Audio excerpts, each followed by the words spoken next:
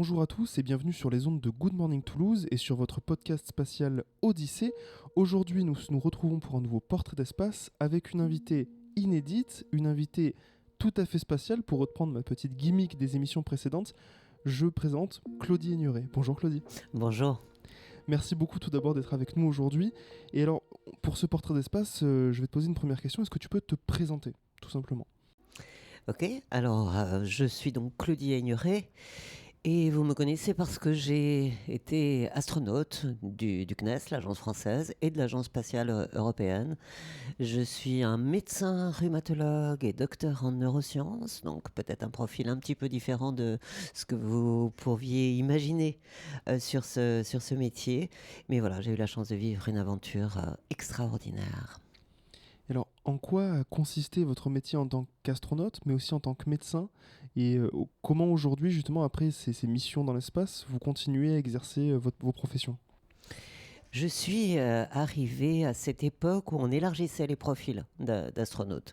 C'est vrai qu'au XXe siècle, disons, on avait plutôt des pilotes de chasse militaires, pilotes d'essai, et qu'à un moment donné, avec ces grandes stations en orbite, on a choisi d'ouvrir les profils pour avoir des scientifiques, des médecins, des ingénieurs qui puissent réaliser les programmes scientifiques à bord. Bon, moi, ça a résonné avec un rêve d'enfant, donc je me suis précipitée dans cette porte entrouverte et en fait, je me suis très bien intégrée aux équipages par cette différence. Le fait d'être un médecin, un chercheur, faisait que j'étais proche de cette communauté de scientifiques qui travaillait dans la coopération et qu'on avait besoin de gens avec les compétences telles que je les apportais. Et voilà, c'est vrai que j'ai beaucoup travaillé sur les programmes scientifiques à bord, tout ce qu'on appelle la recherche en microgravité, que ce soit bien sûr les sciences du vivant, puisque je suis médecin, mais aussi les sciences physiques, bien évidemment, des fluides, des plasmas, de la combustion. Et ça a été passionnant de voir se développer toute cette instrumentation, ces programmes à bord, puisque j'ai volé d'abord dans la station Mir, puis dans la Station spatiale internationale, avec tous les progrès que cela implique aussi sur la technologie et la science. Et je continue toujours à me mobiliser, bien sûr, pour faire comprendre à la fois la richesse de ce laboratoire tout à fait unique, qui est un laboratoire en microgravité, et puis aussi les enjeux majeurs que représente. J'habitais dans la campagne, donc allant explorer un peu autour de la maison, posant toujours des questions, ayant toujours envie de le comprendre, le pourquoi, le comment, le avec qui, voilà, typiquement. Et donc j'avais des bons résultats à l'école et toutes les portes étaient à peu près ouvertes dans mon parcours scolaire. Il y a eu ce moment absolument fascinant dans ma vie qui est juillet 69. J'avais 12 ans à l'époque et c'est vrai que j'ai été complètement fascinée par ce moment de bascule où on passait dans le rêve, quoi. Quelque chose était en train de prendre forme, réalité, alors qu'on imaginait ça inaccessible. Et donc ça a été un moment déterminant. Mais il n'y avait pas d'école d'astronaute à l'époque, donc je ne pouvais pas passer du rêve à la réalité. On était dans ces années 70. Et donc je suis devenu un médecin parce que c'était une carrière qui m'intéressait, là aussi, comprendre comment le corps fonctionne. Bon, je dis souvent que j'étais aussi une sportive de compétition, parce que j'étais gymnaste. Ça m'intéressait de voir comment le corps fonctionnait, dans sa performance, dans sa douleur, dans sa limitation, parce que je suis médecin rhumatologue. Donc je m'occupais du corps, là aussi. Et donc voilà, j'exerçais mon métier de rhumatologue dans un hôpital parisien. Et j'ai eu le regard attiré par une petite affiche du CNES, l'agence française de l'espace, qui recherchait donc des profils ayant un doctorat. C'était ce qui était écrit en bas de l'appel à candidature. Mais moi, j'avais mon doctorat en médecine dans la poche. Donc j'ai dit, la porte est ouverte, je la pousse et je demande un dossier d'inscription. Et donc là, c'est vrai que ma vie a basculé dans une carrière bien différente, la carrière d'astronaute professionnel. Et j'ai eu envie d'être vraiment à la hauteur du défi que j'avais emprunté. Donc j'ai décidé d'être un vrai chercheur. Donc après ma thèse de médecine et ma spécialité en rhumato, j'ai donc fait une thèse de sciences et je suis aussi docteur en neurosciences, ce qui m'a permis d'entrer vraiment dans cette communauté qu'on appelle académique des chercheurs qui travaillent dans le domaine. J'ai été candidate astronaute avec pas mal de compétences dans le sac à dos pour avancer sur le chemin, sûrement. Et donc, à un moment donné, je suis devenue la bonne personne, au bon moment, avec les bonnes compétences. Et on m'a envoyé à l'entraînement. Et j'ai passé de 92 à 2001, près de 10 ans de ma vie, à la Cité des Étoiles, près de Moscou, donc en Russie, pour me former, acquérir des compétences complémentaires, hein, parce que j'étais pas vraiment ingénieur avec ma formation initiale, mais ça je l'ai acquis pendant l'entraînement, des compétences opérationnelles pour travailler en équipage et avec les centres de contrôle, et donc être à même de réussir ces missions spatiales dont on m'a confié la responsabilité. Ma vie ne s'arrête pas là, et il y a plein de choses après, parce que c'est vrai qu'à un moment donné, quand on gagne un petit peu de légitimité, qu'on a fait des choses complexes réussies, on vous propose des choses.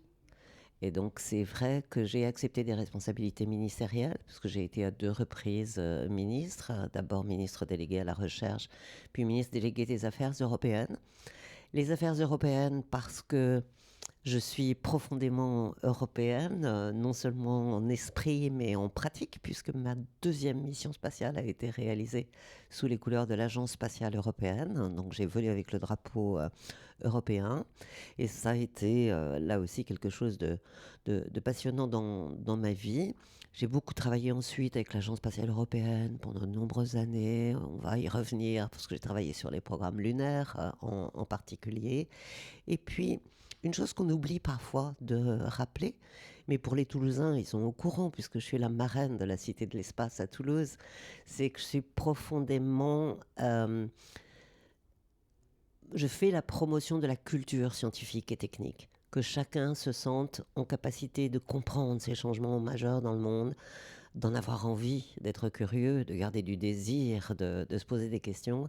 Et j'ai donc pris la direction du Palais de la Découverte et de la Cité des Sciences et de l'Industrie, qui s'appelle Univers Science, cette grande plateforme qui regroupe les deux établissements. Et ça a été quelque chose de tout à fait passionnant, que d'essayer de réfléchir à comment on fait en sorte que la science, l'ingénierie, la technologie, les transformations numériques deviennent quelque chose qui nous soit peut-être pas familier sous toutes les facettes, mais en tout cas qui nous donne envie de s'en servir comme des outils qui font de nous des acteurs pour bâtir le monde. Tu en as parlé un petit peu justement. Est-ce que tu te souviens, alors tu as toujours été curieuse, comme tu nous l'as dit, tu as toujours été intriguée par ce qui se passait au-dessus de nos têtes. Est-ce que tu te souviens d'un élément déclencheur, un élément qui a fait que tu t'es dit, waouh, le spatial, l'espace, les étoiles, ça me plaît beaucoup. Un événement de ton enfance peut-être marquant.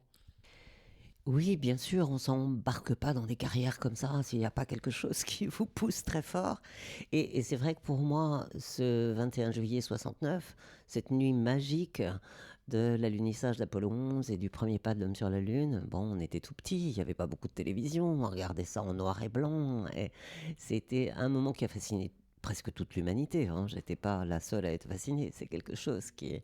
Donc je fais complètement partie de cette génération Apollo où j'ai eu cette impression qu'avec les outils de la science, les outils de la technologie, on allait pouvoir petit à petit aller plus loin, repousser ce qu'on considérait comme des frontières, des limites et avancer. Donc ça ouvrait tout un spectre de choses qu'on pouvait aller explorer.